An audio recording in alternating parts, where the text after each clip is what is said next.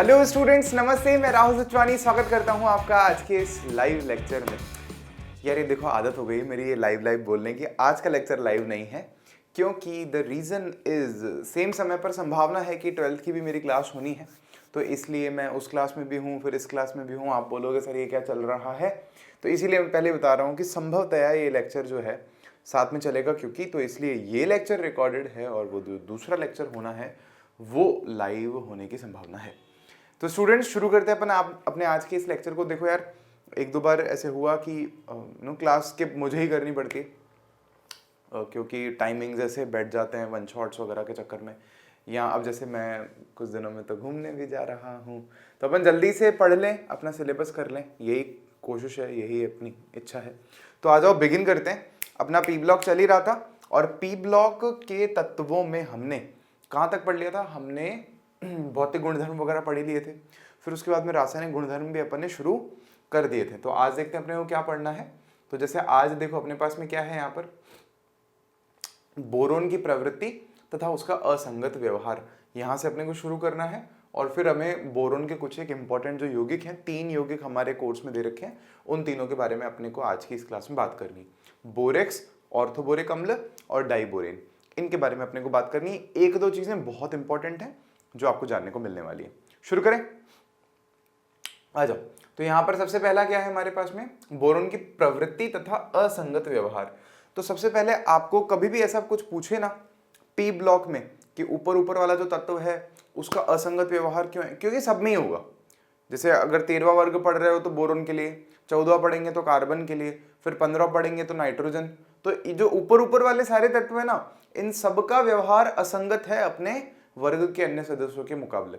तो यहां आप देखोगे, जैसे फॉर एग्जांपल रीजन सबके लिए कॉमन लिख सकते हो आप।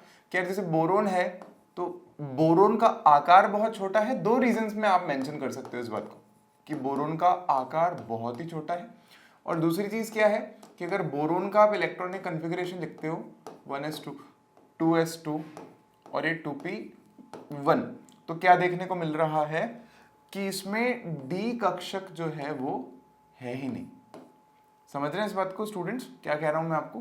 क्या डी कक्षक की अनुपस्थिति है, तो आप लिखेंगे डी कक्षकों की अनुपस्थिति। इसीलिए इसकी क्या संयोजकता जो है थोड़ी कम रहती है। ये विस्तार नहीं कर पाता अपनी संयोजकता का और ज्यादा बॉन्ड नहीं बना पाता, ले नहीं पाता लोन पेयर अपने उसमें डी कक्षक में। डी कक्षक है ही नहीं क्योंकि, तो डी कक्षकों की अनुपस्थिति। ये 2 रीजंस आपको बताने हैं बोरोन के असंगत व्यवहार के लिए। अब कैसा व्यवहार है वो देखो। तो हम कह रहे हैं बोरोन के अलावा अन्य सभी तत्वों की चतुष्फलकीय स्पीशीज MOH4- तथा अष्टफलकीय स्पीशीज जलीय विलयन में उपस्थित रहता है। अब ये कह रहा है यार देखो, बोरोन के अलावा, मतलब जैसे बोरोन के अलावा इस फैमिली में जो मेंबर है ना, एल्यूमिनियम हो गया, जैसे गैलियम हो गया, इंडियम हो गया, थीलियम हो गया, उनकी बातें कर रहे हैं, दूसरे तत्वों की बातें कर रहे हैं। तो कह रहा है यार उनकी चतुष्फलकीय स्पीशीज जैसे MOH4-। अब चतुष्फलकीय क्या होता है? 4 फलक वाला। जैसे CH4 होता है ना हमारे पास में, CH4 कैसे एक हाइड्रोजन ऊपर होता है, एक इधर होता है, एक इधर होता है, एक इधर होता है, बीच में कार्बन होता है हमारे पास में, तो ये CH4 होता है, राइट? सबको ध्यान है वाली बात? तो ये CH4 हो गया। तो वैसे ही MOH4 है और उस पर माइनस का चार्ज है। अच्छा, माइनस का चार्ज क्यों है सर? क्योंकि यार देखो बहुत सिंपल है, इस ग्रुप के जो भी कोई भी चीज है, जैसे मान लो एल्यूमिनियम है हमारे पास में, तो 3 तो बॉन्ड है खुशी खुशी बना सकता है एल्यूमिनियम। जैसे मान लो इसने भी क्या किया, एक OH से तो यहां शेयरिंग कर ली और एक OH मान लो यहां आ गया, एक मान लो यहां आ गया। अब मान लो कि यहां वाला आया नहीं है, वो इसको लोन पेयर देने आया है, यूं समझ लो कि यार इस वाले ने तो लोन पेयर दे रखा है ऑक्सीजन ने इसको, तो इस पर माइनस चार्ज भी आया था ओवरऑल। तो O जैसे MOH4- हमें इस तरह से स्ट्रक्चर देखने को मिलेगा। समझ पा रहे हैं समझने स्टूडेंट्स इस बात को? फिर आप नेक्स्ट देखोगे यहाँ पे, तो हम कह रहे हैं यार अष्टफलकीय MH2O और यहाँ पे 3+ है, इसमें थोड़ा करेक्शन है। H2O कितने होते हैं इसमें? 6 H2O होते हैं, 6 H2O होते हैं। अच्छा कैसे होता है सर ये वाला? तो यार देखो समझो, ये जो हमारे पास धातु है, मैं एल्यूमिनियम का एग्जाम्पल ले रहा हूँ अगेन। तो एल्यूमिनियम है हमारे पास में, से मान लो ये जो M लिखा हुआ है ना, यहाँ पे एल्यूमिनियम है, ठीक है सर। तो एल्यूमिनियम के ऊपर चार्ज कितना होता है? 3+ होता है। सही बात है सर, मतलब 3 इलेक्ट्रॉन्स देने की इसकी टेंडेंसी रहती है कि हाँ ले जाओ, कोई बात नहीं, AlCl3 जैसे बन जाएगा। तो मान लो Cl3 अगर यहाँ पे आ जाए तो चार्ज हट जाएगा। सर ये H2O का क्या रोल है इसमें? तो यार H2O समझो, एल्यूमिनियम के पास में डी कक्षक भी खाली पड़ा है, 3D खाली पड़ा है पूरा का पूरा।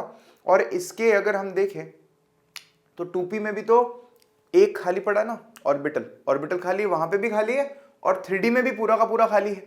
तो 6 इसके पास में ऐसे कक्षक हैं जो एकदम खाली है, जिनमें कुछ भी नहीं है। तो ये जो पानी है ना, इसके पास ऑक्सीजन के पास में लोन पेयर होता है, तो जो ऑक्सीजन का लोन पेयर है वो उनमें आकर के फिट हो जाता है। तो क्या हो गया, देखो 6 H2O आकर के उसमें फिट हो रहे हैं, और M है ही हमारे पास में।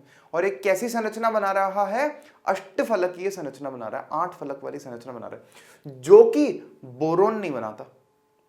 ये समझना है अपने को, बस ये पॉइंट यहां समझना है। अब देखोगे ना आप, बी में डी कक्षक अनुपस्थित हैं, इसलिए इसकी अधिकतम संयोजकता 4 ही हो सकती है, जबकि इनके साथ में ऐसा नहीं है, इनकी संयोजकता और भी ज्यादा हो सकती है। संयोजकता का मतलब संयोग करने की क्षमता। यार कितनी चीजों से जुड़े हो तुम लोग, तो बोरोन 4 से ही जुड़ सकता है, क्योंकि पॉसिबिलिटी नहीं है यार।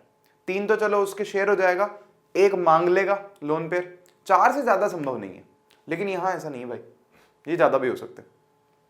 अब देखो चलो, बोरोन BF3 माइनस आयन नहीं बना सकता है, इसकी व्याख्या कीजिए। अब ऐसे क्वेश्चन एग्जाम में आ जाता है कि यार ये क्यों नहीं हो रहा, बताओ आप। तो देखो क्या लॉजिक है हमारे पास में यहाँ पे, क्या देखो बोरोन में डी कक्षक अनुपस्थित होते हैं, यह अपने अष्टक का प्रसार कर नहीं सकता, अतः इसकी अधिकतम हमारे पास में संयोजकता 4 से अधिक नहीं हो सकती है।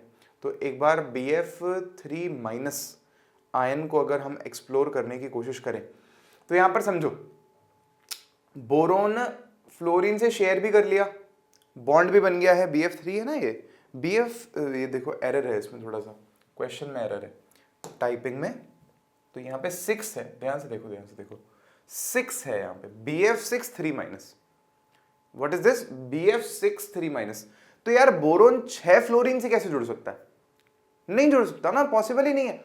अरे मर के 3 से शेयरिंग कर लेगा, 1 अगर आ जाएगा तो उससे दान में ले लेगा 4 से ऊपर जा ही नहीं सकता, तो BF6 तो हो ही नहीं सकता भाई। तो यही बोलना है कि देखो इसके पास में हैसियत ही नहीं है 4 से आगे जाने की, तो फिर भूल जाओ आप। ये क्वेश्चन एग्जाम में इस तरह से आ सकते हैं। क्लियर है स्टूडेंट्स। अब देखो नेक्स्ट, देखो चलो नेक्स्ट क्वेश्चन क्या है हमारे पास, क्वेश्चन तो क्या टॉपिक है हमारे पास में, बोरोन के कुछ महत्वपूर्ण यौगिक, 3 यौगिक है हमारे पास में, बोरेक्स, आर्थोबोरिक अम्ल और डाइबोरेन। अब देख लेना, आपके हो सकता है किसी के सिलेबस में कोई कट गया हो या कोई भी ना हो इनमें से, क्योंकि पिछले साल जो एग्जाम्स हुए थे कोरोना, तो उसमें हर जगह पे चल ही रहा था ना कि 1-2-3 साल से सिलेबस कम किए जा रहे थे, तो ये टॉपिक्स उड़ा रहे थे 11th में से। तो आप लोग भी देख लेना कि अगर जरूरत हो तो पढ़ो अच्छे से, नहीं हो तो आप स्किप कर देना अगर आपके एग्जाम में नहीं आ रहा हो तो। अब देखो क्या है, पहला है बोरेक्स। तो बोरेक्स का फॉर्मूला क्या है, Na2B4O7, और ये 10 टाइम्स ऑफ H2O, ये इसमें क्रिस्टलन का जल होगा, और ये बहुत फेमस है बोरेक्स, अपन बहुत जगह पढ़ते हैं, बोरेक्स के शुद्धिकरण में और ये और वो, बोरेक्स के निष्कासन में, दूसरी चीजों का यूज बोरेक्स के लिए हम काफी ज्यादा पढ़ते हैं। तो इसमें आप नोटिस करोगे कैसा है, सफेद रंग का क्रिस्टलीट ठोस है, बच्चों वाली बात है, इसमें क्या है ध्यान रखना। इसमें चतुष्केंद्रीय इकाइयां होती है, जैसे क्या लिखा हुआ है B4O5 OH होल 4 और ये 2 माइनस। अब ये चतुष्केंद्रीय इकाइयां हैं, समझ में नहीं आएगा ना ये क्या है, तो ये डायग्राम से समझ में आएगा आपको। देखो यहाँ पे ये रहा अपने पास में इसका स्ट्रक्चर, ये चीज समझो, B4O5, तो देखो B4 1 2 3 4, O5 1 2 3 4 5, और फिर क्या है हमारे पास में OH whole 4, 4 OH OH OH OH OH। तो अब समझना यहाँ पे कैसे गणित हो रखी है कि इस बोरोन ने, समझना कि यार क्या कर रखा है, 3 तो बॉन्ड्स नॉर्मल बना रखे हैं, 3 तो मान लो इसने क्या कर रखे हैं, इलेक्ट्रॉन्स शेयर कर रखे हैं, चौथे में इसने क्या कर रखा है, एक जने से एक ऑक्सीजन से लोन पेयर ले रखा है, किसी ऑक्सीजन से लोन पेयर ले रखा है, इसलिए इसके ऊपर नेगेटिव चार्ज आ रहा है, इसीलिए इसके ऊपर भी नेगेटिव चार्ज आ रहा है। जबकि देखो इस वाले बोरोन पे नहीं आ रहा, क्योंकि ये एक ऑक्सीजन यहाँ पे, एक ऑक्सीजन यहाँ पर, एक OH यहाँ पर उससे जुड़ा हुआ है हमारे पास में। तो इस तरह का हमको स्ट्रक्चर है यहाँ पर देखने को मिलता है कि ऐसी चतुष्केंद्रीय इकाइयां हमें देखने को मिलती हैं इसमें। अभी चतुष्केंद्रीय है, यहाँ पे 4 केंद्र वाली होना चाहिए इसका मतलब वैसे तो, बट हाँ ये मैंने आपको दिखा दिया कि चतुष्केंद्रीय इसको हमें बुक में बोला गया है। ये बुक में डायग्राम नहीं है, मैंने यूं ही आपको दिखाने के लिए बता दिया कि ये बोरेक्स के अंदर ऐसी इकाइयां हमें देखने को मिलती है। अच्छा उसके बाद देखो आप क्या है हमारे पास में, जल में घुलकर क्षारीय विलयन बनाता है। अगर बोरेक्स को पानी में घोल दें अपन तो विलयन कैसा बन जाएगा हमारे पास में, क्षारीय विलयन बन जाएगा। देखो बोरेक्स लिया अपन ने, पानी लिया सिंपल में, क्षारीय विलयन बनाना है, NaOH बन गया, H3BO3 बन गया हमारे पास में। सिंपल है, क्षारीय विलयन देख लो इसने बना दिया है यहाँ पर हमारे पास में। हालांकि ये जो चीज तुमको सामने दिख रही है ना, ये अम्ल है, लेकिन ये दुर्बल अम्ल है, तो इतनी इज्जत नहीं है इसकी। तो हमको तो क्या देखना है ध्यान से यार, पानी डालेंगे तो NaOH बनेगा मस्त अपने पास, शानदार। NaOH घुल जाता है पानी में, पता है अपने को।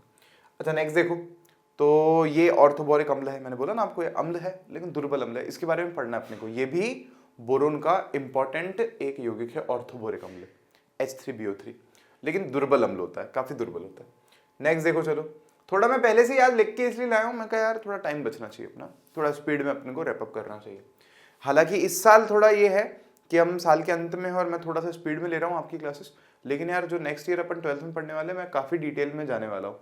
तो इवन नेक्स्ट ईयर जिनको मैं 11th पढ़ाने वाला हूँ उनको भी मैं थोड़ा जल्दी शुरू करूँगा, तो मैं काफ़ी डिटेल में जाने वाला हूँ। फिर मैं इतना जल्दी नहीं पढ़ाऊंगा, फिर तो एक एक चैप्टर के 20-20 लेक्चर ही होंगे, देखो 15-20 तो मामूली बात चलेगी। तो थोड़ा सा उसके लिए प्रिपेयर्ड रहना फिर आप पहले से। गर्म किए जाने पर बोरेक्स पहले जल के अणु का निष्कासन करता है तथा फूल जाता है। अब अगर इसको पहले गर्म करते हैं ना तो इसमें से पानी बाहर निकलता है। इसमें क्रिस्टलन का जल है, बचपन से पढ़ते आ रहे हैं अपन, जैसे कॉपर सल्फेट 5H2O होता है, उसको गर्म करते हैं तो कलर चला जाता है, 5H2O उसके जो है वो बाहर निकल जाते हैं। तो सबसे पहले क्या है, इसको गर्म करोगे तो इसका भी क्रिस्टलन का जल निकल जाता है और फूल जाता है थोड़ा सा। और फूलता पता नहीं क्यों है, बट फूल जाता है थोड़ा सा। अगर उसको और गर्म करते हैं तो एक पारदर्शी द्रव बना लेता है, पारदर्शी लिक्विड बना लेता है, जो कांच के समान एक ठोस में परिवर्तित हो जाता है। उसे बोरेक्स मन का, बोरेक्स बीड कहते हैं। एक शानदार चीज अभी बताऊंगा मैं आप लोगों को। तो पहले यहाँ देखो, आप तीर भी हैं, बिल्कुल हैं जी, बहुत है, बढ़िया। तो ये देखो बोरेक्स है, फॉर्मूला याद कर लो, Na2B4O7 10H2 Na2B4O7 Na2B4O7 Na2B4O7, ऐसे डांस कर करके याद कर लिया करो। गर्म करो, गर्मा गर्म मलाई मार के पानी को बाहर निकाल दो, तो Na2B4O7 बचा हमारे पास में। एनहाइड्रस है ना, पानी निकल गई को, तो एनहाइड्रस इसको आप बोल सकते हो निष्कासन करता है, एनहाइड्रस बोरेक्स। फिर क्या है हमारे पास में, इसको और जब हमने गर्म किया तो अब क्या है हमारे पास में, Na BO2 बनता है हमारे में, सोडियम मेटाबोरेट, और ये बोरिक एनहाइड्राइड। ये थोड़ा सा इंपॉर्टेंट है, ध्यान रखना पड़ेगा। बोरिक एनहाइड्राइड और सोडियम मेटाबोरेट, सोडियम मेटाबोरेट और बोरिक एनहाइड्राइड, बोरिक एनहाइड्राइड। अब क्या कह रहा है ये हमको ध्यान से सुनना, प्रैक्टिकली समझना इस बात को। सफेद रंग का पाउडर है तुम्हारे पास, मान लो हमने बोला था ना अभी थोड़ी देर पहले, श्वेत क्रिस्टलीय ठोस है, हाँ जी हाँ, वो गर्म करो उसको। अब इसको गर्म करने का लेबोरेटरी में मेथड होता है। देखो तुम किसी भी चीज को गर्म कराना चाह रहे हो ना, तो कभी ऐसे नहीं करोगे कि लोहे के बर्तन में लेके गर्म कर लिया उसको, अब पता चले लोहे से ही रिएक्शन कर ली तो उसने, तो हम ऐसा नहीं चाहते। तो ऐसे केस में हम लोग क्या करते हैं, प्लेटिनम का तार लेते हैं, उसमें थोड़ा सा लेते हैं, फिर उसको गर्म करते हैं। तो पहले तो हमें क्या देखने को मिलता है कि यार बिना पानी वाली चीज मिल गई हमारे, थोड़ा फूल जाता है वो, पहले से थोड़ा फूल जाता है, पानी निकल जाता है उसका, ठीक है सर। फिर उसके बाद हम उसको और गर्म करते हैं तो हमें पारदर्शी द्रव, एक लिक्विड बनता हुआ दिखता है, और उसको जैसे ही थोड़ा सा आप ठंडा करोगे या नॉर्मल देखोगे उसको, तो कांच के समान एक ठोस बन जाएगा, परिवर्तित हो जाता है, और उसको हम लोग बोरेक्स मन का बोलते हैं। अब थोड़ा इसको और आगे समझना है, इस बोरेक्स मन के को। अब देखना, विभिन्न संक्रमण तत्वों के मेटाबोरेट का विविध या विशिष्ट रंग होता है, मेटाबोरेट। अब सुनो, ध्यान से सुनो, यहाँ पे फोकस करो। यहाँ पे ये वाला किसका मेटाबोरेट है, ये सोडियम का मेटाबोरेट है। ये किसका मेटाबोरेट है, सोडियम का मेटाबोरेट है। क्लियर हो रही है सबको वाली बात। तो अब सुनना, अलग अलग जो हमारे पास में संक्रमण तत्व हैं, संक्रमण तत्व कौन से होते हैं, ये होते हैं डी ब्लॉक के तत्व। संक्रमण तत्व हैं हमारे पास में डी ब्लॉक के तत्व। डी ब्लॉक है नहीं हमारे 11th क्लास में, 12th में आता है। तो डी ब्लॉक के तत्वों में कौन कौन आता है, फॉर एग्जाम्पल अगर मैं बोलूं आपको, जैसे scandium, titanium, vanadium, chromium, manganese, iron, cobalt, निकल एक्सेट्रा, इवन और भी इनके नीचे जो होते हैं हमारे पास में, ये ट्रियम, ये और वो जो बीच में होता है ना इतने लंबी, जैसे यहाँ पे एस ब्लॉक है, यहाँ पी ब्लॉक है, बीच में जो है वो डी ब्लॉक है हमारा। तो उनके तत्वों को संक्रमण तत्व हम लोग बोलते हैं। तो हम कह रहे हैं यार संक्रमण तत्वों के अलग अलग जो हमारे पास में मेटाबोरेट होते हैं, जैसे मान लो सोडियम का है तो हो सकता है ना यार मैग्नीज का भी कोई मेटाबोरेट हो, बिल्कुल हो सकता है, वेनेडियम का हो, क्रोमियम का हो, अलग अलग हो सकते हैं ना, कॉपर का हो, कोबाल्ट का हो। तो हम कह रहे हैं यार विभिन्न संक्रमण तत्वों के मेटाबोरेट का अलग अलग कलर होता है। ये बहुत इंपॉर्टेंट है प्रैक्टिकली देखा जाए तो। ठीक है, समझने वाली चीज है, फील करने वाली चीज है, जिसके आधार पर इन तत्वों की पहचान में बोरेक्स मन का परीक्षण का उपयोग प्रयोगशालाओं में होता है। एक वैज्ञानिक हुए थे बर्जीलियस नाम के, नाम के, नाम आपने सुना होगा। तो उन्होंने एक टेस्ट दिया था जिसको हम लोग कहते हैं बोरेक्स मन का परीक्षण या बोरेक्स बीड टेस्ट।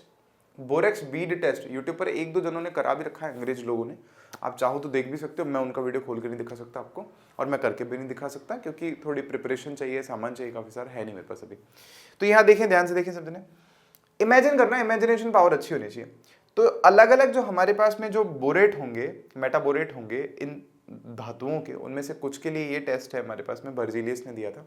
जैसे आपको यार एक कोई धातु दे दी, अब आपको उसका परीक्षण करना है कि हाँ ये यही वाली धातु है क्या। तो क्या करते हैं ये लोग, एक प्लेटिनम के तार पे इसको गरम गुरम करके ये मेटाबोरेट बना लेते हैं, एनहाइड्राइड और ये मेटाबोरेट ये लोग बना लेते हैं। फिर क्या करते हैं, सुनना, ध्यान सुनना, फिर उसमें गरम करते हैं उसको, और हल्के से ये जो भी धातु है ना हमारे पास में, उसके हल्के से क्रिस्टल ले लेते हैं, जरा से, बहुत जरा से, फिर उसको गर्म करने लग जाते हैं। तो होता क्या है कि ना, किसी तरह से ये जो धातु होती है ना, ये रिएक्शन करके और मेटाबोरेट बना लेती है। जैसे सोडियम का मेटाबोरेट है, तो जैसे जिस धातु से आप करवा रहे हो ना, उसका मेटाबोरेट बन गया, मान लो मैग्नीज का मेटाबोरेट बन गया, कोबाल्ट का मेटाबोरेट बन गया। अब उसको गर्म करते हैं, तो वो यार अंदर ही मतलब एक मस्त हो जाता है, पिघल पुगुल करके वो एक ही चीज हो जाती है। छोटा सा ऐसे लेते हैं प्लेटिनम के तार पे, और फिर उसको जब देखते हैं बाद में, तो उसको एक अलग कलर आ जाता है उसका। जैसे मान लो एकदम डार्क ब्लू कलर आ गया, तो उससे मान लो ब्लू कलर से उन्होंने टेस्ट करके बता रखा है कि अगर ऐसा ब्लू कलर आ जाए तो इसका मतलब ये धातु कौन सी थी, कोबाल्ट थी। संक्रमण तत्वों का परीक्षण, ये ध्यान रखना, कोई से भी तत्वों का परीक्षण नहीं कर रहे, केवल डी ब्लॉक के तत्व, कुछ एक जो है संक्रमण तत्व, उनका परीक्षण इससे हम लोग कर रहे हैं। तो एक इंपॉर्टेंट टॉपिक हो गया। जब बोरेक्स को देखो कोबाल्ट ऑक्साइड के साथ, तो COO के साथ बुनसन बर्नर पर गर्म करते हैं।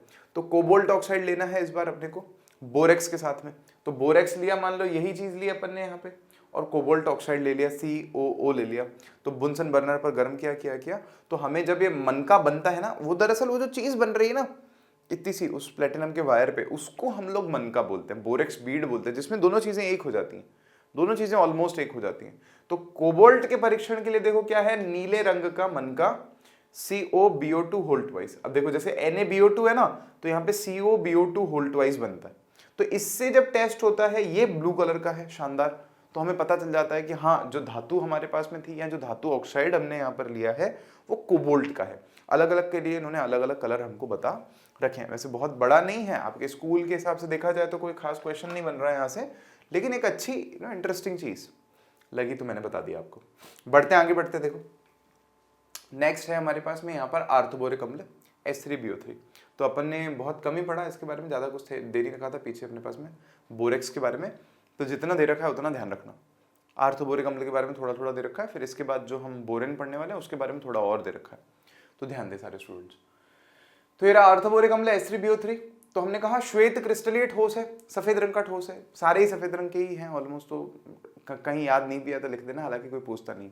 स्पर्श इसका साबुन के जैसा होता है, जबकि अम्ल है, क्षारक नहीं है, क्षारकों का स्पर्श अलग होता है, ये अम्ल है ना, ऑर्थोबोरिक अम्ल नाम से ही, बट स्टिल इसका स्पर्श कैसा है, साबुन के जैसा। जल में अल्प विलेय है, कम घुलता है, ठीक है, परंतु गर्म जल में पूर्ण विलेय होता है। अब देखो ये हैरान कर देने वाली बात है यार, अम्ल है हम कह रहे हैं, लेकिन ये भाई साहब जल में नहीं घुल रहा, कैसी बात हुई है।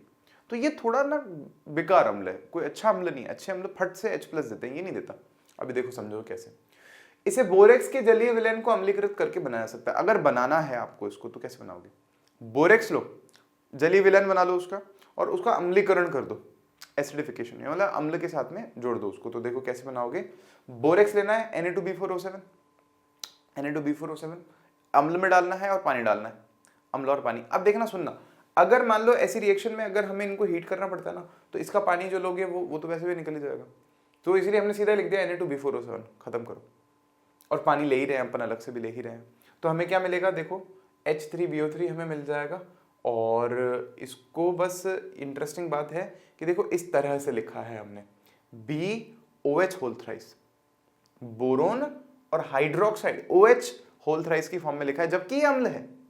तो अभी इसका स्ट्रक्चर देखेंगे ना, तो अपने को थोड़ा सा और क्लियर होगा, तो टेंशन मत लो। तो दो चीजें बन रही हैं, एक NaCl बन रहा है हमारे पास में और BOH होल थ्राइस। अगर इसको तोड़ के लिखना चाहोगे तो ऐसे भी लिख ही सकते हो ना यार, हाइड्रोजन तो 3 ही है अभी भी, H3 और ये BO3, राइट। हाइड्रोजन तो 3 ही है, H3 B और ये O3, इसमें क्या है। अब देखो आगे देखो, समझते हैं थोड़ा इसको। इसे B के आंशिक यौगिकों जैसे हैलाइड, हाइड्राइड आदि के जल अपघटन द्वारा जल तथा दुर्बल अम्ल से क्रिया करके बनाया जा सकता है। और भी बनाने के मेथड दे रखे हैं, जैसे आपसे पूछे कि ऑर्थोबोरिक अम्ल कैसे बनाते हैं, तो हमने कहा यार पहला तरीका तो ये हो गया, आप बोरेक्स लो, अम्लीय में उसको अम्ल में डाल के उसका जल अपघटन या जलीय विलयन को अम्लीकृत करने पर, क्या बोलेंगे, जलीय विलयन को अम्लीकृत करने पर ये चीज बन जाती है हमारे पास। दूसरा मेथड इन्होंने बोल दिया हैलाइड, जैसे बोरोन के यौगिक है हमारे पास में, हैलाइड है, हाइड्राइड है, या इसके अलावा और भी हैं, तो उनका क्या कर दो, जल अपघटन कर दो, जल तथा दुर्बल अम्ल से क्रिया करके। जल अपघटन का मतलब क्या होता है, एक अम्ल आपने थोड़ा सा काम में लिया है और पानी आपने काम में लिया और सामने वाली चीज को आपने तोड़ दिया है उसकी हेल्प से, तो उसको जल अपघटन हम लोग बोलते हैं। तो यहां पर हम कह रहे हैं कि जल अपघटन करोगे अगर आप इन चीजों का, तो भी आपको हाइड्रोबोरिक एसिड मिलता है।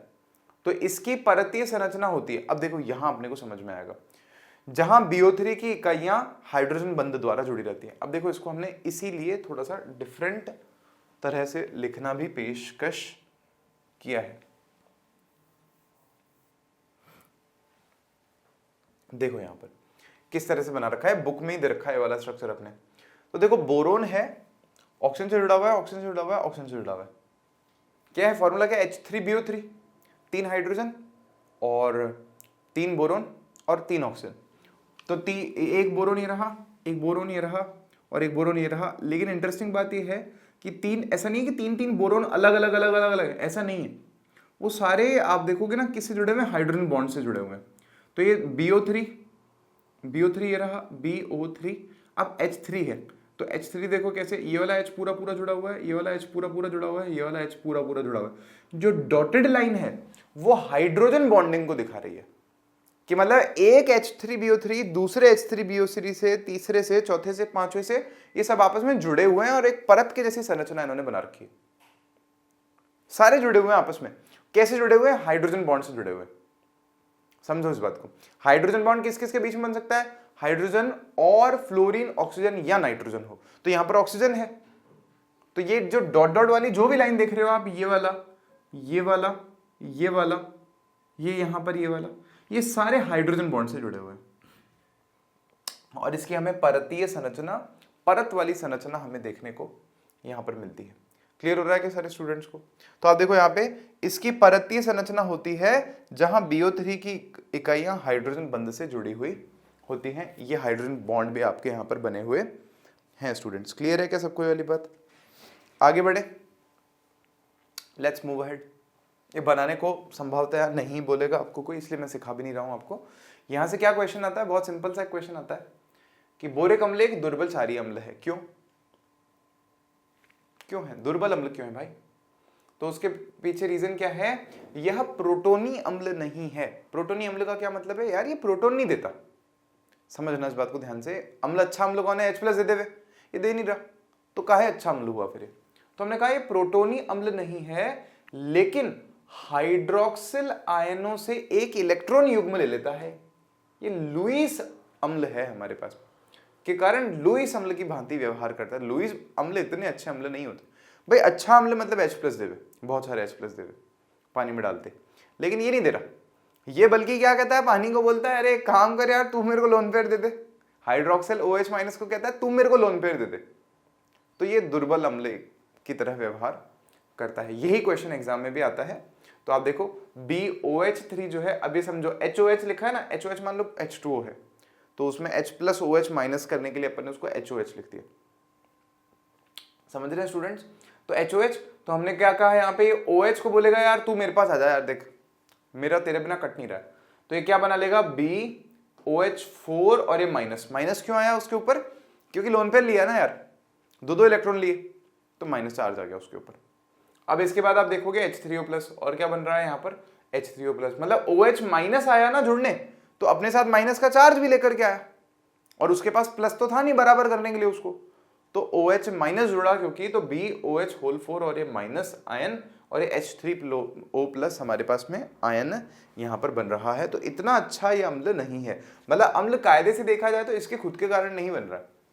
अम्ल तो जो जल है उसका H3O+ जो है उसके कारण यहाँ पर बन रहा है, ऐसा है, मतलब लुईस के हिसाब से अम्ल है।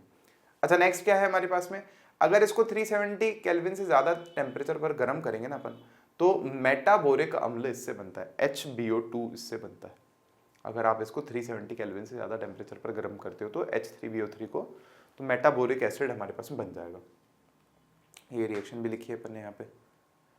अब और अगर इसको अधिक गर्म कर दिया हमने तो बोरिक ऑक्साइड मिलता है B2O3। पहले क्या है अपने पास में, ऑर्थोबोरिक अम्ल H3BO3, उसको गर्म किया तो क्या मिलेगा आपको, मेटाबोरिक एसिड HBO2, और फिर लास्ट में और गर्म कर दोगे तो B2O3 हमारे पास में बोरिक ऑक्साइड हमको मिल जाएगा, खत्म। ये रिएक्शन भी ध्यान में रखी जा सकती है, कोई बहुत बड़ा से पहाड़ नहीं है यहाँ पे। नेक्स्ट देखो, चलो नेक्स्ट क्या है हमारे पास में, उदाहरण देखो, यही क्वेश्चन पूछा उदाहरण में भी, बोरिक अम्ल को एक दुर्बल अम्ल क्यों माना जाता है, ये रहा, क्योंकि यह अपने प्रोटॉन का निष्कासन नहीं करता है, यह जल के अणु से हाइड्रोक्सिल आयन से क्या करता है, से हाइड्रोक्सिल आयन ग्रहण करके अपना अष्टक पूर्ण करता है। मतलब यह पानी के अणु से हाइड्रोक्सिल आयन ले लेता है, अष्टक पूरा करने के लिए लोन पेयर लेता है, एक्सेप्ट करता है, तथा H+ निष्कासित करता है। मतलब कायदे से देखा जाए तो इसने सीधा H+ दिया ही नहीं है, इसने H+ रिलीज नहीं किया, आ गया विलयन में, ठीक है, जल के अणु से मांगा इसने OH, तो एज ए रिजल्ट वहां पे H+ बन गया, ये है बात, बाकी ये अच्छा अम्ल नहीं है। फिर उसके बाद क्या कह रहे हैं, डाइबोरेन, ये थोड़ा सा समझना पड़ेगा अच्छे से, अच्छा टॉपिक है, ध्यान देंगे सब जने, क्योंकि बोरेन जो टॉपिक है ना वो बड़ा टॉपिक है, BSc MSc लेवल पर आप जब पढ़ोगे तो बोरेन खूब सारे होते हैं, केवल ये नहीं है हमारे पास में, आप नाम में नोटिस करो डाइबोरेन लिखा हुआ है यहाँ पे, तो मतलब बोरोन यहाँ पर 2 हैं इसलिए इसको डाइबोरेन बोला है, बट ये और भी होते हैं हमारे पास में स्ट्रक्चर। तो जैसे आप पहली जो लाइन पढ़ोगे यहाँ पे वो है बोरोन का ज्ञात सरलतम हाइड्राइड है, और तो कॉम्प्लिकेटेड तो कितने ही होंगे, ये सिंपलेस्ट है हमारे पास में, जिसके बारे में हमें 11th के सिलेबस में पढ़ना। निर्माण देखो क्या है इसका, बहुत सिंपल है कि हमारे पास में हमने BF3 लिया, बोरोन ट्राइफ्लोराइड लिया अपन ने, उसको लिथियम एल्यूमिनियम हाइड्राइड के साथ में अपन ने गर्म किया। अब ये जो चीज़ है ना ये हमारे पास में अपचायक का काम करती, लिथियम एल्यूमिनियम हाइड्राइड जो है शानदार अपचायक है हमारे पास में। अब इन दोनों की जब रिएक्शन हुई, किसकी प्रेजेंस में होती है, डाई एथिल ईथर। अब देखो यार एक बात बता दूं, डाइबोरेन की रिएक्शन ज़्यादा है, डाइबोरेन की रिएक्शन ज़्यादा है। अगर आपके आ रहा है ये टॉपिक तो मैं आप लोगों से एक रिक्वेस्ट करूंगा, ये चैप्टर अगर आ रहा है तो आप एक बार प्रीवियस ईयर्स के पेपर्स देख लो, एक बार नज़र से निकाल लो, और उनमें जो क्वेश्चंस देते हैं ना उनको सीधा प्रिपेयर कर लो, क्योंकि स्कूल एग्जाम्स में मैंने बहुत ज़्यादा हद तक नोटिस किया है कि क्वेश्चंस रिपीट होते हैं, भयंकर रिपीट होते हैं। आपने अगर 5-6 साल के क्वेश्चन पेपर्स देख लिए ना तो चांसेस है कि 60-70% आपका पेपर रिपीट होने वाला है। 60-70% छोटा आंकड़ा नहीं है, तो बहुत ज़्यादा क्वेश्चंस तो आपको लगेगा अरे ये तो पढ़ा हुआ है, ये तो पढ़ा हुआ है, ये तो पढ़ा हुआ है, ये तो पढ़ा हुआ है, मतलब एज इट इज भले नहीं भी रिपीट होगा ना, तो मान लो 2 साल पहले जो क्वेश्चन 4 नंबर 5 नंबर का आया है ना, इस साल उसी क्वेश्चन का एक हिस्सा 2 नंबर में आ गया, मतलब वो चल रहा है, मिक्सिंग चल रही है, यहां से वहां, वहां से वहां, वहां से वहां, बट रिपीट होते हैं क्योंकि इंपॉर्टेंट क्वेश्चन लगभग कम ही होते हैं। अब जैसे बोरेन की आप थोड़ी ज्यादा रिएक्शन 3-4 पढ़ लोगे यहाँ पे, तो फिर दिमाग में इतनी सारा कुछ बैठाना मुश्किल है, तो इसलिए मैं कह रहा हूँ आपको prepare questions, please keep this in your mind हमेशा, मतलब केवल इसे एग्जाम की बात नहीं कर रहा हूँ, हमेशा की बात कर रहा हूँ मैं आपको। तो देखो ये एक तरह से मान लो अपचायक है, क्या कर रहा है, हाइड्रोजन दे रहा है उसको कि ले भाई तो हाइड्रोजन ले, ले भाई तो हाइड्रोजन ले, ले भाई तो हाइड्रोजन ले, तो इसने ले ली, B2H6 बना करके दे दिया हमको, लिथियम फ्लोराइड अलग हो गया हमारे पास में और AlF3 अलग हो गया हमारे पास में, समझ रहे हैं स्टूडेंट्स। तो ये हाइड्रोजन खा के आ गया बोरोन। लिथियम एल्यूमिनियम जो हाइड्राइड है हमारे पास में, इसके पास बहुत हाइड्रोजन होता है, इवन इसको हम लोग बहुत ज्यादा ऑर्गेनिक केमिस्ट्री में भी काम में लेते हैं, 12th में भी काम में लेंगे, और इवन शायद ले भी चुके हैं अपन पहले भी काम में ऑर्गेनिक केमिस्ट्री में। सिंपल है, हाइड्रोजन देने का काम है इसका, हाइड्रोजन देने का काम है, इवन इसके साथ में हम वैसे ऑर्गेनिक केमिस्ट्री में पानी भी लेते हैं। चलो देखो आगे देखो, अब ये एक नॉर्मल मेथड हो गया, ऐसे बना सकते हैं अपन। अब बुक में बोला है कि प्रयोगशाला विधि क्या है, तो प्रयोगशाला के स्तर पर हम क्या करते हैं, यहाँ पर आप देखोगे कि सोडियम बोरोहाइड्राइड लिया है हमने, क्या बोलते हैं NaBH4 को sodium borohydride, sodium borohydride NaBH4, इसको हमने आयोडीन के साथ में गर्म कर दिया तो क्या आएगा हमारे पास में, डाइबोरेन बन गया, B2H6 बन गया हमारे पास में, सोडियम आयोडाइड और हाइड्रोजन गैस हमारे पास में बन रही। अब ये प्रयोगशाला विधि है, और तुम्हारी किस्मत ही खराब हो, ऊंट पे ही बैठे हो, तो एग्जाम वाला सीधा पूछेगा आपसे कि डाइबोरेन बनाने की प्रयोगशाला विधि का वर्णन करो। अब कम से कम वर्णन में पूरी डेप्थ वाली व्याख्या नहीं भी तो जितना एनसीईआरटी में लिखा है उतना तो आना चाहिए, ये है बात। तो उसके लिए हम सोडियम बोरोहाइड्राइड ले रहे हैं, आयोडीन से रिएक्शन करवा रहे हैं, क्या देखने को मिल रहा है, डाइबोरेन बनते हुए मिल रहा है। कुछ नहीं कर सकता मैं, ये है ऐसे ही है ये, ठीक है। थोड़ा है दुख है मेरे को कि केमिस्ट्री अब दिखा नहीं पा रहा मैं आपको ऐसी कोई चीजें, तो फिर याद ही करनी पड़ेगी, कोई ऑप्शन नहीं है अपने पास में। और औद्योगिक निर्माण अगर अपने को करना हो, एक तो हो गया प्रयोगशाला विधि कि यार आप लेबोरेटरी में जा रहे हो, कैसे बनाओगे बताओ, थोड़ा सा सैंपल बनाना है आपको। प्रयोगशाला विधि क्या है वो। औद्योगिक निर्माण क्या हो गया, इंडस्ट्रियल लेवल पर बहुत ज्यादा मात्रा में बना रहा है डाइबोरेन, तो कैसे बनाओगे, तो फिर NaH से इसकी रिएक्शन करा रहे हैं हम लोग, तो क्या देखने को मिल रहा है कि हमारे पास में NaF अलग बन रहा है हमारे पास में, और डाइबोरेन हमारे पास में अलग बन रहा है। टेम्परेचर 450 केल्विन है हमारे पास में। सोडियम हाइड्राइड के साथ में इसकी रिएक्शन हम लोग करवा रहे हैं, सोडियम हाइड्राइड के साथ में। और देखो डाइबोरेन अत्यंत जहरीली रंगहीन गैस है, ध्यान समझना इस बात को भाई, भयंकर रंगहीन है, पता चलेगा नहीं, जहरीली गैस है, टॉक्सिक है, और जिसका क्वथनांक 180 केल्विन है, इसका मतलब रूम टेम्परेचर पर तो गैस अवस्था में ही, और हमारे भी अगर संपर्क में आई तो जहरीली है, हम तो गए काम से। मैं सोच रहा था कि साइंटिस्ट लोग ये कैसे पता करते हैं कि यार कोई गैस जहरीली है कि कोई नहीं है, कैसे पता करते हैं, तो मैंने कहा यार सूंघ के पता करते होंगे मर के, बोले अरे मर क्या, जहरीली है, ठीक है जहरीली टक वायु के संपर्क में आने पर स्वयं जल उठती है, ये रिएक्टिव है, भयंकर रिएक्टिव है, हवा के संपर्क में आके जल जाती है। इवन ऑक्सीजन के संपर्क में आने पर अत्यधिक ऊर्जा का उत्सर्जन करते हुए जलता है, भयंकर जलती है, ऊर्जा भयंकर एनर्जी भी इसमें से एमिट होती है, तो खतरनाक चीज है। फिर क्या कह रहे हैं हम लोग, देखो जैसे रिएक्शन भी लिखी है इसकी हमने ऑक्सीजन के साथ में, तो बोरोन ऑक्साइड बन रहा है, B2O3 हमारे पास में, डाइबोरोन ट्राइऑक्साइड, और पानी यहाँ पर अलग हो रहा है। जैसे सिंपल है ये वाली रिएक्शन, तो सिंपल है, जैसे अगर कार्बन का हमारे पास में मान लो कोई यौगिक है, जैसे C2H6 है मान लो, जैसे B2H6 है, वहां पे मान लो C2H6 है हमारे पास में, अगर उसको भी अगर आप ऑक्सीजन के प्रेजेंस में जलाते हो तो क्या बनता है, कार्बन डाइऑक्साइड बनता है और पानी बनता है। तो सिमिलरली यहाँ पर अगर आप बोरोन के हाइड्राइड को भी जला रहे हो तो आपको पानी और उसका ऑक्साइड मिल जाता है, B2O3 और उसका ऑक्साइड जो पानी है साथ में बाय प्रोडक्ट वो मिल जाता है। अब देखो इसका ये क्या लिखा है मैंने यहाँ पे, डेल्टा CH, ये होता है कंबस्टन एंथैल्पी, डेल्टा CH क्या है हमारे पास में, एंथैल्पी ऑफ कंबस्टन लिख लो आप। एंथैल्पी का क्या मतलब है, ऊर्जा ऑफ कंबस्टन, जलने की ऊर्जा, या यूं समझो जलने पर ऊर्जा में परिवर्तन, कंबस्टन, ठीक है। तो जलने पर ऊर्जा में, दहन पर ऊर्जा में परिवर्तन कितना हो रहा है एंथैल्पी में, तो कितना देखो माइनस में है, माइनस मतलब बाहर आ रही है इतनी एनर्जी, 1976 किलो जूल प्रति मोल हीट रिलीज होगी इसमें से, तो भयंकर जलती है, भयंकर। अब यही पूछ लिया मान लो तुमसे कि इसके दहन का अभिक्रिया बताओ, है ना।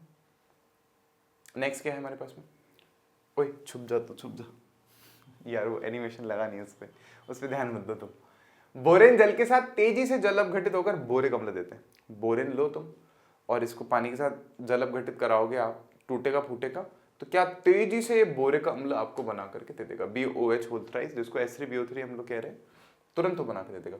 और H2 हमारे पास में हाइड्रोजन गैस यहाँ पर रिलीज हो जाएगी, उसकी हाइड्रोजन निकल करके यहाँ रिलीज हो गई, और OH3 यहाँ पर बना है हमारे पास में, तो आगे 2 लगा दिया है हमने।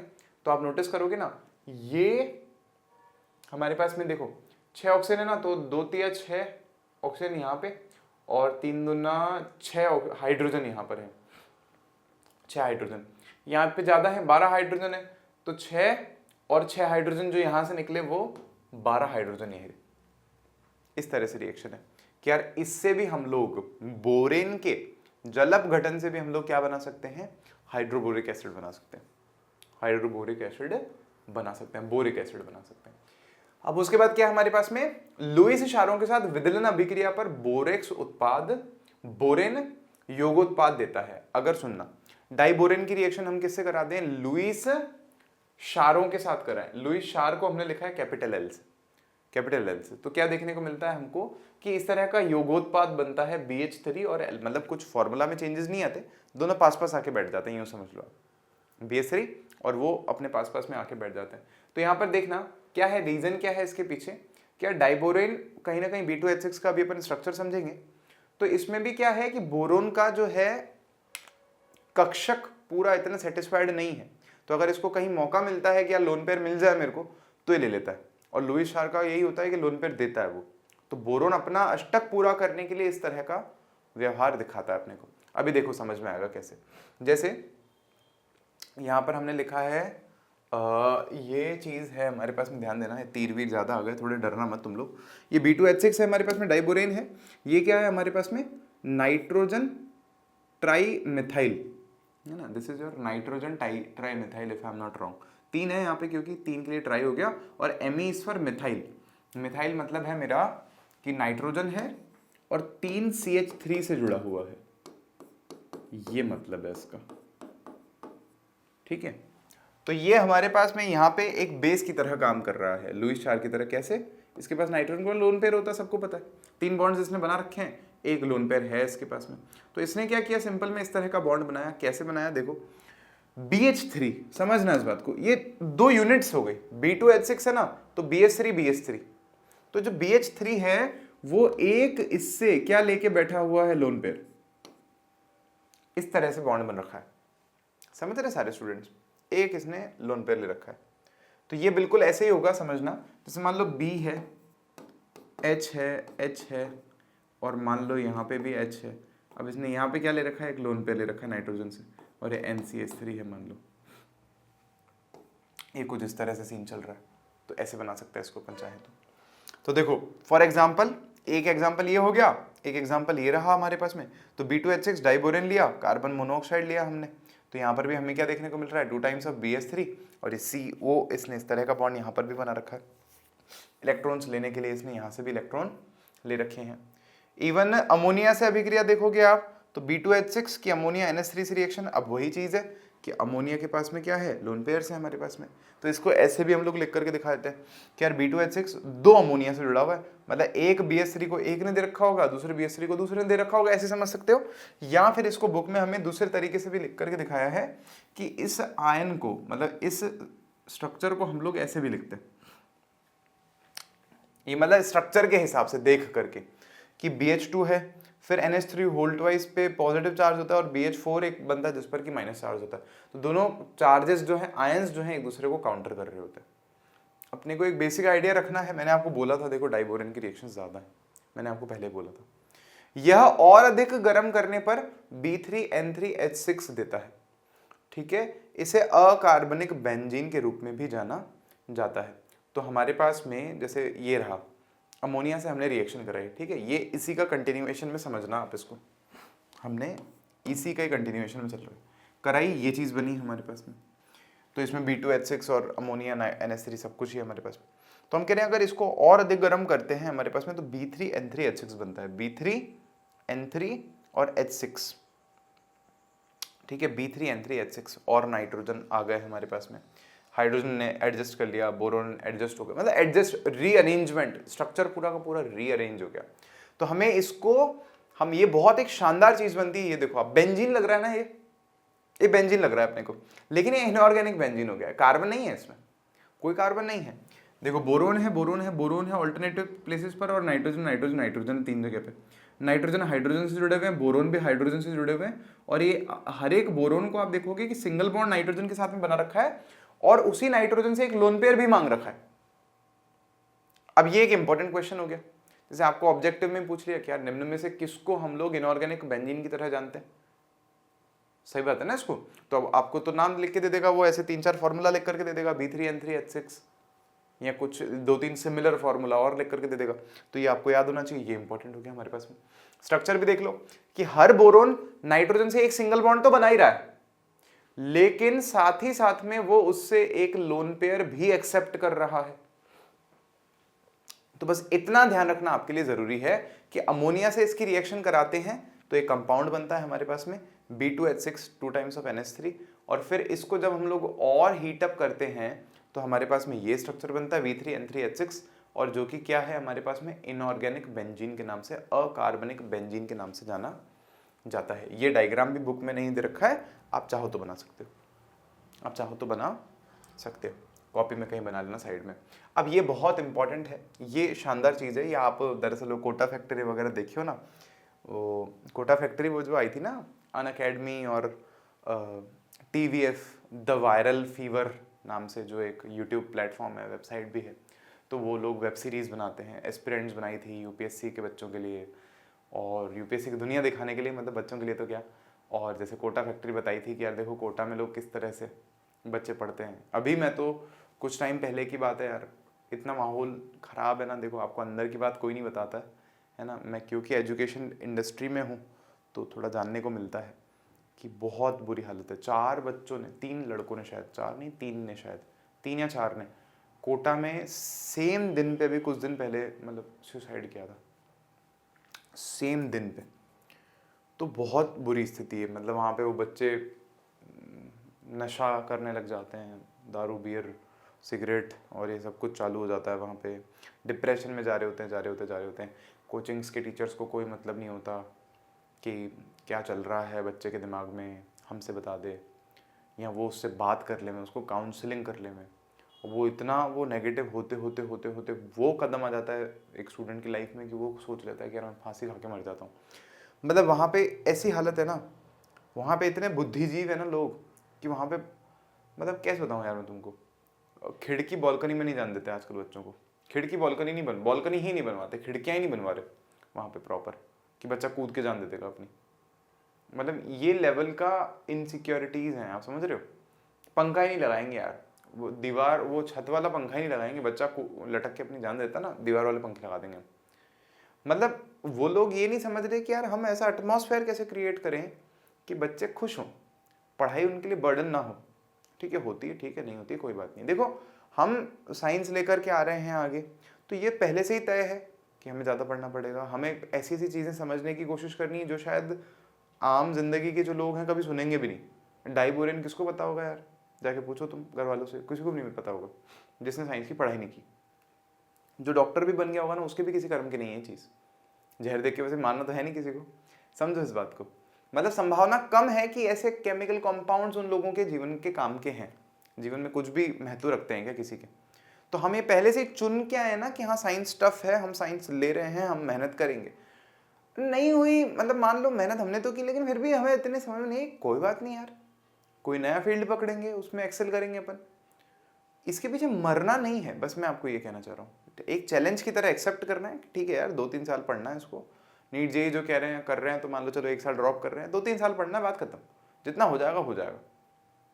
प्रेशर बर्डन नहीं बनाना, ये जीवन का एक हिस्सा है, जीवन नहीं है। ये समझना है कि ये नहीं हुआ तो बस मर जाएंगे, ऐसा नहीं। काफ़ी बच्चों को मज़ा आता है, काफ़ी को नहीं आता है, कोई बात नहीं। अब जैसे मेरे को नींद नहीं आती, काफ़ी सारे बच्चे पढ़ते हैं उनको नींद आती, भयंकर नींद आती, केमिस्ट्री खोलते तो ऐसे हो जाते हैं वो, बिल्कुल ही क्या करो, कोई बात नहीं, कोई बात नहीं। इसका मतलब बस इतना सा है कि आपका केमिस्ट्री में इंटरेस्ट नहीं है, 2-3 साल बाद नहीं पढ़नी, बात खत्म यार। कॉलेज में मत लेना, तो केमिस्ट्री के पीछे मत भागना, तो बस इतनी सी चीज़ है यार, है ना। तो प्लीज़ है ना, आप लोगों से मैं रिक्वेस्ट करूंगा कि भीड़ रेस में नहीं भागना, हमको पागलों की तरह रेस में नहीं भागना, हमको IIT ही पहुंचना है। ठीक है, गोल होना चाहिए, लेकिन अगर मान लो रास्ते में अड़चने हैं, हम मेहनत कर रहे हैं, जितनी होगी करेंगे। ऐसे नहीं कि बस हम तो नहीं होगा तो हम तो कूद जाएंगे कहीं छलांग लगा करके, नहीं, ऐसा नहीं है, बिल्कुल भी नहीं है। ये बिल्कुल बेवकूफ़ी भरे थॉट्स हैं। इसीलिए बहुत सारे स्टूडेंट्स को मैं कहता हूँ आप मेरे से बात करो। बहुत सारे स्टूडेंट्स मेरे से बात करते हैं, वो अपनी जो भी उनकी डेली लाइफ की प्रॉब्लम्स होती हैं मुझे ज़रूर बताते हैं कि सर यहाँ दिक्कत आ रही है, भैया भैया बोलते हैं वो, भैया यहाँ फंस रहे हैं, ये समस्या है, ये समस्या है। ऐसा बहुतों से मेरी बात नहीं हो पा रही कुछ टाइम से, बिज़ी काफ़ी ज़्यादा हो गया, लेकिन जब भी मेरे पास समय होता है मैं कोशिश करता हूँ, टच में रहता हूँ स्टूडेंट्स के। तो आप भी ऐसे कभी जीवन में ऐसे कुछ गड़बड़ हो ना, यहाँ फ़ोन करना, बोलना राहुल भैया से बात करनी है तुरंत, मैम बहुत बहुत अर्जेंट है और मैं परेशान हूँ बहुत ज़्यादा, इतना भी कह दोगे ना तो मेरे से सीधे ही बात हो जाएगी, टेंशन नहीं है बिल्कुल, ऐसे कुछ टेढ़ा मेढ़ा नहीं कर रहे। अब ये थोड़ा इंपॉर्टेंट टॉपिक है, कहाँ से आया ये, कोटा फैक्ट्री पे चले गए थे अपन। ये डाई बोरोन जो होता है ना, इसको बनाना बॉन्ड बोलते हैं, केला बंद। देखो अपनी किताब में भी लिखा है इन्होंने, केला बंद, बनाना बॉन्ड, क्योंकि इसका शेप बनाना के जैसा होता है। देखो ये देखो बनाना के जैसा होता है, तो इसलिए इसको केला बॉन्ड बोलते हैं। किसमें होता है? डाइबोरेन में होता है। तो अब देखो डाइबोरेन की संरचना हमको दे रखी है, तो क्या लिख रखा है, इस संरचना को समझना थोड़ा सा। वापस बोलोगे तो बना के भी दिखा दूंगा, बट समझना। सिरे वाले 4 हाइड्रोजन परमाणु तथा 2 बोरोन परमाणु एक ही तल में होते हैं। क्या सीन है, क्या कहने का मतलब है कि यार ये एक प्लेन है, यहां समझो, ये ले रखा है अपन ने, ये 4 बोरोन है, ये एक प्लेन मतलब समझो यूं है। एक कागज समझ सकते हो, ऐसे मान लो यार एक कागज है, ये हमारे पास में 2 बोरोन बीच में है, 4 हाइड्रोजन साइड में है, बट एक कागज का तल समझ लो ना, एक कागज बिछा दिया मैंने, मान लो यहाँ पे ऐसे समतल है ये, तो समतल में आप समझो कि 4 हाइड्रोजन तो यहाँ पर है आपके कोनों में, और जो 2 बोरोन है आपके पास में वो बीच में है। जैसे एक बोरोन यहाँ पर है और एक बोरोन जो है वो यहाँ पर है। अब ये इससे जुड़ा हुआ है सीधा सीधा, ये इससे जुड़ा हुआ है, ये इससे जुड़ा हुआ है, ये इससे जुड़ा हुआ है, कोई प्रॉब्लम ही नहीं है, कोई प्रॉब्लम ही नहीं। लेकिन 2 हाइड्रोजन ससुरे और हैं, तो क्या सीन हो रखी है, समझना इस बात को कि यार एक से हाइड्रोजन मान लो ऊपर है इसका, और इसका एक हाइड्रोजन मान लो नीचे की तरफ है, मतलब ये कागज है ना, तो इधर हाइड्रोजन, इधर हाइड्रोजन, इधर हाइड्रोजन, एक बोरोन इधर, एक बोरोन इधर। अब इस बोरोन के साथ जो तीसरा हाइड्रोजन है ना, वो मान लो नीचे जुड़ा हुआ है, और इस बोरोन के साथ में जो तीसरा हाइड्रोजन है वो मान लो ऊपर जुड़ा हुआ है। समझ रहे हो इस बात को? सिंपल है ना यार, इसमें क्या है?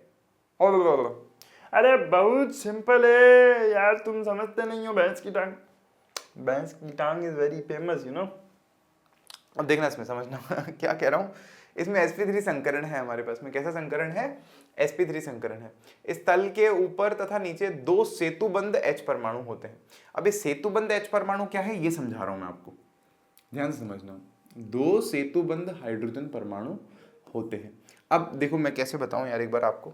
जैसे अगर मैं बोरोन की बात करूं तो थोड़ा मन में सोचो, 1s2 2s2 2p1, बढ़िया सर। 2s2 का जो एक इलेक्ट्रॉन है वो उछल करके 2p2 में चला गया मान लो। अब वहाँ पर हम देख रहे हैं कि संकरण होगा। अब संकरण है तो हमने पढ़ा है इसमें कैसा संकरण है हमारे पास में, बोरोन का 4 sp3 संकरित कक्षकों में से एक sp3 संकरित कक्षकों में से 4 sp3 संकरित कक्षक। समझना कि यहाँ पर क्या हो रहा है कि ये 2s का एक इलेक्ट्रॉन, बोरोन की बात कर रहा हूँ मैं, और ये 2p में 2 इलेक्ट्रॉन चले गए, एक इलेक्ट्रॉन चला गया इसका पहले से था, और एक यहाँ चला गया, एक कक्षक खाली है, ये 2p है आपका। ये चारों मिलके संकरण करते हैं और 4 नए कक्षक बनाते हैं, जिनको हम लोग क्या बोलते हैं, sp3, क्या बोलते हैं हम लोग इनको, sp3 कक्षक। क्योंकि s और p, एक s का आ जाता है कक्षक कमरा और 3 कमरे p के आ जाते हैं, तीनों ये टूट करके मिलाते हैं, 4 सेम कमरे बनाते हैं और चारों का नाम होता है sp3। तो 4 sp3 कक्षक बनते हैं। तो अब समझना, ये बोरोन का एक sp3 कक्षक, ये दूसरा sp3 कक्षक, ये तीसरा sp3 कक्षक ऊपर, और चौथा खाली पड़ा नीचे है, खाली है, पकड़ो इस बात को, है कुछ है ही नहीं उसमें भाई। अगर 4 कमरे बना के वापस ने तुमने एक एक इलेक्ट्रॉन भरा, तो इलेक्ट्रॉन तो 3 ही थे तुम्हारे पास, एक तो खाली पड़ गया ना कमरा। तो वो जो खाली कमरा है ना, अब वो समझो इस वाले बोरोन का नीचे मान लो। क्या समझाना चाह रहा हूं मैं आपको कि इस बोरोन का जो खाली कमरा है वो नीचे है। अब खाली कमरा खाली तो रहना नहीं चाहता, और जो दूसरा सामने वाला बोरोन है इसका खाली कमरा ऊपर है, यूं मान लो आप, तो ये खाली तो रहना ही नहीं चाहते ना। लेकिन करें क्या? कोई है क्या यहाँ पे लोन पे डोनेट करने वाला है? कोई नहीं। तो फिर क्या करें? साम दाम दंड और वेद। ठीक है, क्या लगाना है जब कुछ नहीं हो? तो साम दाम दंड वेद लगाना है। कैसे बोले सर? ये बोरोन, ये जो हाइड्रोजन है, समझो देखो यहां पे क्या सीन क्या है कि इस बोरोन ने, इस हाइड्रोजन ने शर्त लगा के अपने इलेक्ट्रॉन शेयरिंग कर रखी है। समझ रहे हैं इस बात को? मतलब मैं इसको यार एक दूसरा डायग्राम बना के बताना चाहता हूं आपको। मैं कह रहा हूं मान लो ये बोरोन, राइट, ये इसका कक्षक sp3 संकरित कक्षक, और यहाँ पे हाइड्रोजन है। अब हाइड्रोजन का तुमको पता है आ जाते हैं हर जगह, मुंह मारने आ जाते हैं, और ये इसका sp3 एक। फिर ये मान लो ये दूसरा, ये हाइड्रोजन से ये भी इसका sp3 जुड़ा हुआ है, तो इनके इलेक्ट्रॉन्स की शेयरिंग हो रखी है। समझो यहाँ पे इस जगह पे एक इलेक्ट्रॉन इसका है, एक इलेक्ट्रॉन इसका, शेयरिंग हो रखी है, बहुत बढ़िया। अब सिमिलरली आप देखोगे यार 2 बॉन्ड्स तो इसके इस तरह से बने हुए हैं, एक मान लो तल के ऊपर है। अब मैं तल के ऊपर वाले का कलर चेंज कर देता हूं। मान लो ये तल के ऊपर बना हुआ है, समझ पा रहे हो ना मैं क्या कह रहा हूँ? तल के ऊपर है मान लो, और एक मान लो तल के नीचे है।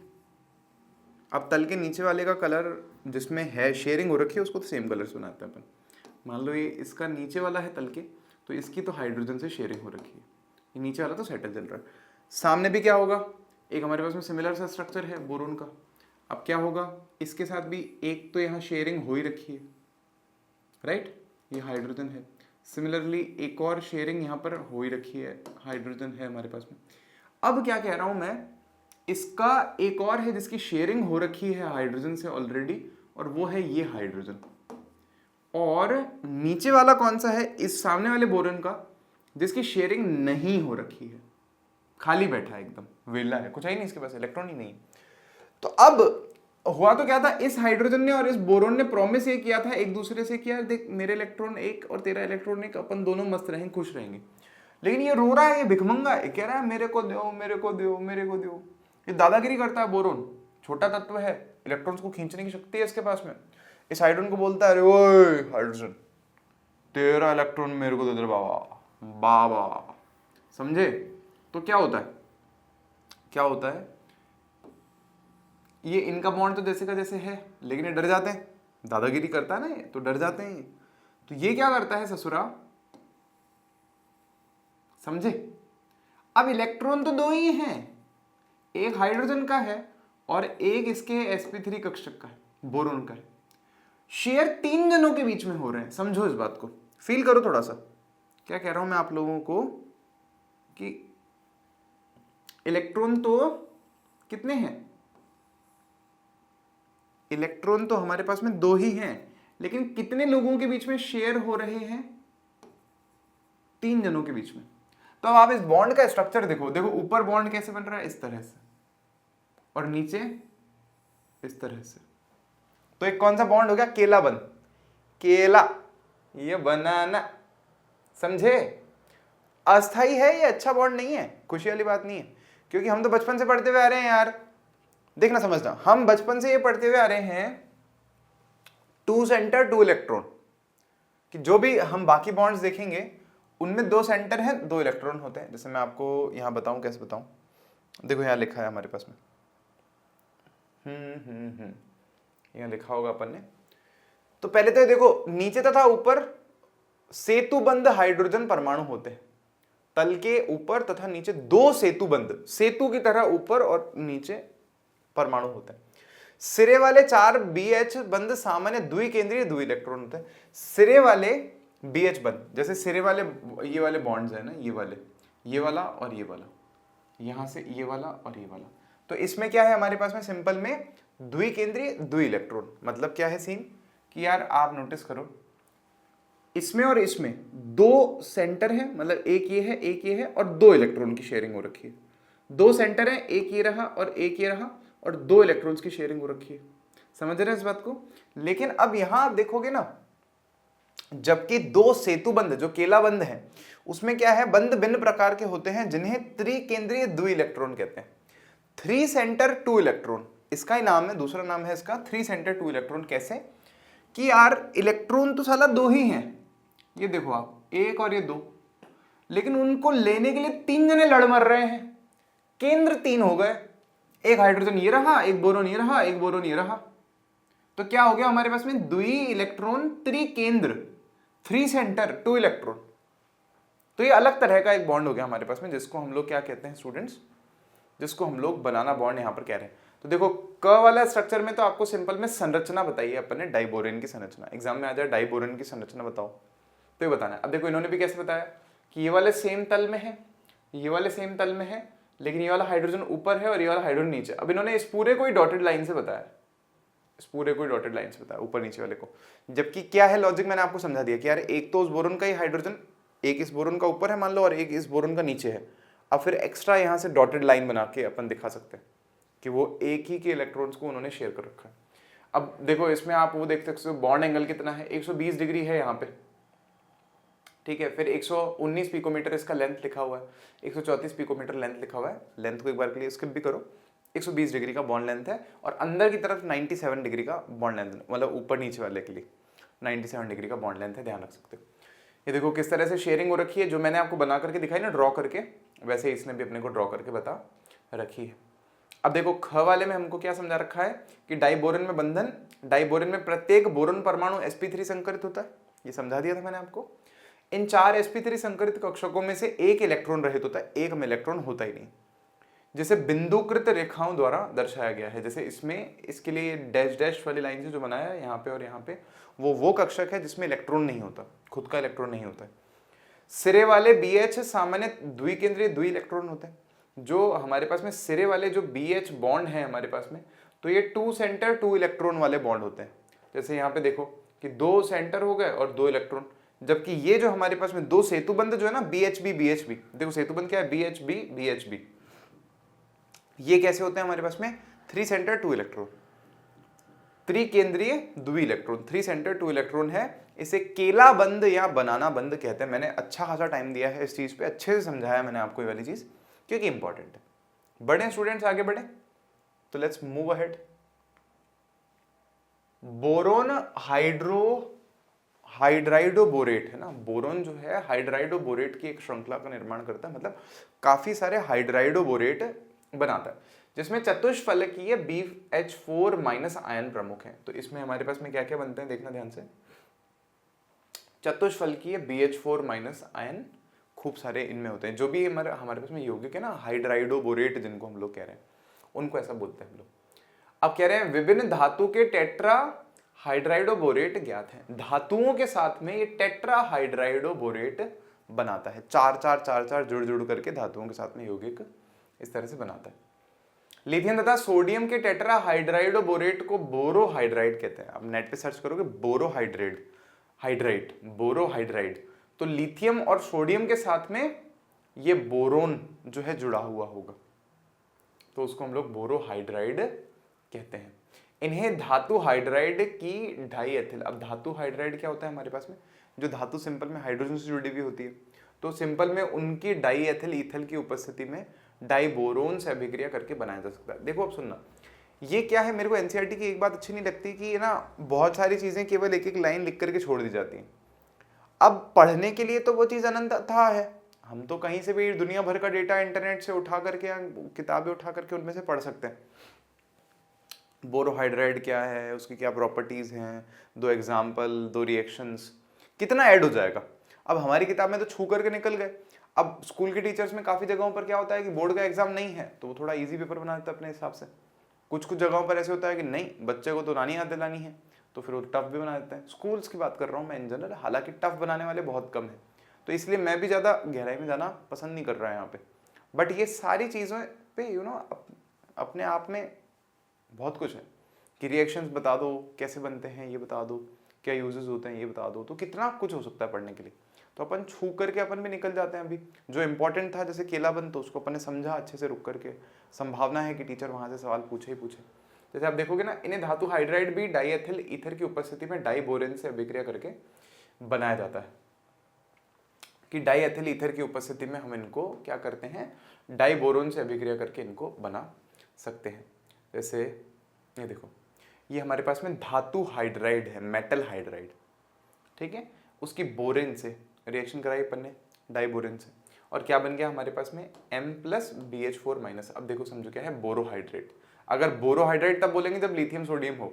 ये चीज कैसे बन रही है, देखो यहाँ पे कोई ना कोई धातु है और BH4- है, तो कोई ना कोई धातु है और BH4- है, समझ रहे हो, मतलब एक प्लस चार्ज आ रहा है धातु से और माइनस चार्ज आ रहा है इस चीज से, बस इसी को हमने क्या बोला है, हाइड्राइडोबोरेट। हाइड्राइडोबोरेट, तो बोरोन ऐसे खूब सारे यौगिक बनाते हैं। अब जैसे यहाँ पर हमने स्पेसिफिकली बोला है कि जो धातु है वो लिथियम और सोडियम है। लिथियम और सोडियम के अगर हमारे पास में टेट्रा हाइड्राइडोबोरेट बनते हैं, उसको हम बोरोहाइड्रेट बोलते हैं सिंपल में, टेट्रा हाइड्राइडोबोरेट या बोरोहाइड्राइड भी कहते हैं। और ये किस तरह से बन रहे हैं आपके सामने लिखा है अपन। कार्बनिक संश्लेषणों में दोनों लिथियम बोरोहाइड्राइड और ये जो सोडियम का है हमारे पास में का 4 उपयोग अपचायक के रूप में होता है। का 4 नहीं होगा, का उपयोग अपचायक के रूप में होता है। सिंपल में ये दोनों का ही यूज अपचायक के रूप में होता है, दोनों हाइड्रोजन देने की टेंडेंसी में होते हैं। अच्छा एक बात मैं आपको बता दूं, ये जो बनाना बॉन्ड मैंने आपको पीछे बताया ना डाइबोरेन, ये अच्छा स्टेबल नहीं होता, मतलब जहां इसको मौका मिलता है, कोई भी अगर लोन पेयर इसको देने आता है ना बोरोन को, तुरंत से अपना रिश्ता तोड़ करके ये केला वेला छोड़ छाड़ करके नारंगी की तरफ भाग जाता है। समझ में आई क्या सबको वाली बात? तो यहाँ देखें सब जने आगे बढ़ रहे हैं, मतलब सिंपल सी बातें हैं। बोरोन एल्यूमिनियम तथा इनके यौगिकों के उपयोग, बोरोन एल्यूमिनियम तथा, बहुत बढ़िया शानदार। ये तो लास्ट टॉपिक की तरफ आ गया आज अपन, छोटा सा लेंगे इसको टॉपिक को, और मैं पढ़ाऊंगा नहीं। वैसे तो वर्ग 14 के तत्व शुरू हो जाएंगे, लेकिन तुम सो जाओगे अगर मैंने पढ़ा दिया तो तुम सो ही जाओगे। तो बोरोन एल्यूमिनियम और इनके यौगिकों के उपयोग, अब देखो गैलियम इंडियम की तो बात ही नहीं की अपन ने, बोरोन एल्यूमिनियम पर ही रोक दिया। तो जैसे बोरोन के तंतु होते हैं ना, इनसे बुलेट प्रूफ जैकेट बनती है। अब आप सोचो, गोलियां रोकने के काम में आ रहा है, बुलेट प्रूफ जैकेट नहीं पहनते क्या फिल्मों में देखते हो तुम, तो उसमें बोरोन के फाइबर्स काम में लेते हैं। क्यों? क्योंकि डेंसिटी बहुत ज़्यादा है, इसका घनत्व बहुत ज़्यादा है, बहुत छोटे एरिया, मतलब छोटे है ना, सघन है, तो इनको काम में लेते हैं।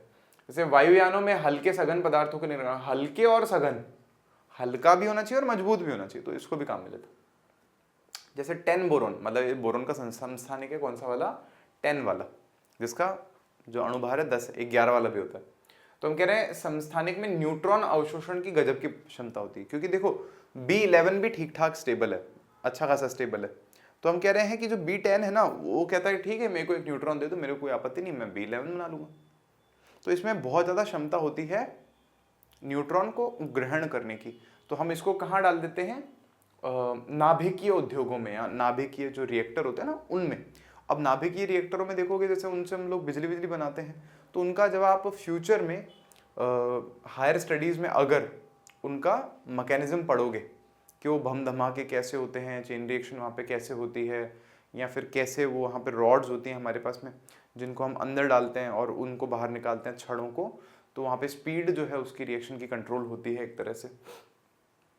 तो हम क्या करते हैं, देखो धात्विक बोराइडों का उपयोग परिरक्षण कवच या प्रोटेक्टिव शील्ड के रूप में वहां पर करते हैं, तथा नियंत्रक छड़ों के रूप में होता है। नियंत्रक छड़ें होती हैं उसमें, तो छड़ों में इनको डाल देते हैं हम लोग धात्विक बोराइड को। तो धात्विक बोराइड क्या करते हैं कि अगर वहाँ पे न्यूट्रॉन वगैरह ज़्यादा हो जाता है, बम्बार्डिंग ज़्यादा होने लग जाती है, तो छड़ों से हम लोग उसको कंट्रोल करते हैं, और वो छड़े जो हैं अगर बोराइड है उसमें, तो उसको ग्रहण कर लेते हैं न्यूट्रॉनों को, तो उसको स्लो डाउन कर देते हैं प्रोसेस को अपन। समझ रहे हो? तो फ्यूचर में जब आप पढ़ोगे तो थोड़ा और ध्यान लगेगा, वहाँ पे धमाके होना शुरू होते हैं ना न्यूक्लियर रिएक्शन में, भाई रोक नहीं सकते उसको, आउट ऑफ कंट्रोल हो गया ना तो सब तबाह हो जाता है, फिर शहर के शहर तबाह हो जाएंगे। मतलब समझो इतना सा कोई यूरेनियम थोरियम का अगर कोई बॉल हो ना इतना सा, तो वो यहाँ से मैं जहाँ पर हूँ वहाँ से लेकर के किलोमीटर तक सब साफ कर देगा, पता ही नहीं चलेगा क्या था यहाँ पे कभी, लाशें भी नहीं मिलेंगी, हड्डियाँ भी नहीं मिलेंगी, सब जल के भस्म कर देता है वो। इतनी एनर्जी होती है, इतनी पावर होती है। बोरेक्स तथा बोरिक एसिड का मुख्य औद्योगिक उपयोग आप देखोगे सह कांच, ताप सह कांच, मतलब ऐसे कांच जो भयंकर तापमान को सह सकते हैं, जैसे पायरेक्स। जैसे देखो, जैसे पायरेक्स एक एग्जांपल है, इवन पायरेक्स तो एक कंपनी बन गई थी बाद में। बाकी आप देखोगे बोरोसिलिकेट नहीं होते, बोरोसिल, टेस्ट ट्यूब ओपन लाते हैं तो बोरोसिल लिखा हुआ होता है। तो दरअसल वो इसके बोरेक्स के चक्कर में सारा नाटक। तो बोरेक्स का उपयोग करके हम लोग, बोरेक्स तथा बोरिक अम्ल का उपयोग जो है करके हम लोग ऐसे कांच भी बनाते हैं। तो इनमें भयंकर टेम्परेचर ये झेल लेते हैं। अब भयंकर टेम्परेचर झेलने की क्या जरूरत है? जैसे कोई मान लो कोई बर्तन है जिसको हमें गर्म करना पड़ता है, जैसे केमिकल लैब में है हमारे पास में, तो उसमें टेस्ट ट्यूब लेके अपन गर्म करते हैं, हीट करते हैं उसको। अगर नॉर्मल कांच हो जो हीट नहीं सह सकता तो पटक टूट जाएगा, वो तो वहाँ पे चटक जाएगा, लेकिन ये वाला नहीं टूटता। सिमिलरली देखो ग्लास वुल और फाइबर ग्लास भी ऐसी कोई चीज है जो भयंकर टेम्परेचर भी झेल सकता है। बोरेक्स का उपयोग धातुओं के टांका लगाने के लिए गालक के रूप में किया जाता है। अब ये थोड़ी इंपॉर्टेंट चीज है, सुन लो, फिर बाकी वाले प्रयोग तो मैं उपयोग इतने समझाऊंगा भी नहीं, एक दो ध्यान रहना चाहिए। ये क्या चीज होती है? आप लोगों ने सोल्डरिंग आयरन देखी है कभी? सोल्डरिंग करते हैं ना, देखा होगा आपने, टांका लगाते हैं, नहीं तो नेट पे सर्च करना। वो एक ऐसे पेचकस जैसा होता है, गर्म लाइट पे चलता है, वो उसको चालू करते हैं तो आगे उसकी डंडी गर्म हो जाती है। अब जैसे मान लो हमें कोई ना चिप है, उस पर तांबे के तार को सोल्ड करना है, थोड़ा सा तार उस पर सोल्ड करना है, तो एक तो हमारे पास में सोल्डर होता है जो कि मिश्रा होती है हमारे पास में, तो सोल्डर को जैसे टच करते हैं उस चीज़ से तो वो पिघल जाती है और फिर उसके ऊपर डालना होता है। लेकिन ये लोग एक चीज़ काम में लेते हैं जिसको फ्लक्स बोलते हैं या गालक बोलते हैं, हिंदी में पता नहीं क्या बोलते हैं उसको, मतलब ऐसे देसी भाषा में मेरे को ध्यान नहीं आ रहा अभी क्या बोलते हैं, बचपन में मैं लाता था। तो वो चीज़ क्या होती है, ऐसे जैसे जूते पॉलिश करने की डब्बी नहीं आती क्या छोटी सी काले कलर की, वो काली नहीं होती, अलग कलरों की होती है, जेल जैसी होती है कभी, या एकदम मिट्टी जैसी होती है, ऐसे ऐसे मिट्टी जैसी, गीली मिट्टी जैसी समझना, एकदम पेस्ट की तरह। तो थोड़ा सा वो गर्म, उससे वो जो शोल्डर टाँका लगाने की मशीन है उससे उसको पहले उसको लेते हैं, पहले उसका टपका वहाँ डाल देते हैं पहले जहाँ पे टाँका लगाना है, और फिर उस रांगे को पिघला करके, या वो जो हमारे पास में शोल्डर जो है उसको पिघला करके उसके ऊपर एक ड्रॉप डालते हैं, तो शानदार से सेटलमेंट हो जाता है। तो वो बीच में उन्होंने वो पेस्ट जो डाला वो क्यों डाला? तो उसके पीछे रीजन ये होता है कि काफी बार क्या होता है कि टाका लगाते हैं ना हम, तो जिस धातु का टाका लगा रहे हो, जैसे आप मान लो कॉपर के तार को जोड़ रहे हो, तो वहां पे क्या हो जाता है, धातु ऑक्साइड की परत बन जाती है और वो आ जाती है। इतना है क्योंकि टेम्परेचर ज्यादा हो जाता है ना, वो गर्म बहुत हो जाती है रॉड, तो उससे जब लगा रहे हैं तो अगर वहां पे धातु ऑक्साइड की परत बीच में बन गई तो टाका अच्छे से नहीं लगेगा, है ना, हमारा काम में मजा नहीं आएगा। तो ताकि वो ऑक्साइड की परत ना बने और भी कोई अगर अशुद्धियां हैं तो वो बाहर निकल करके आ जाए, तो उसमें एक गालक या जो फ्लक्स जिसको हम लोग बोल रहे हैं, पहले थोड़ा सा वो डालते हैं और फिर जो है उसके ऊपर धातु से टाका लगाते हैं, समझे?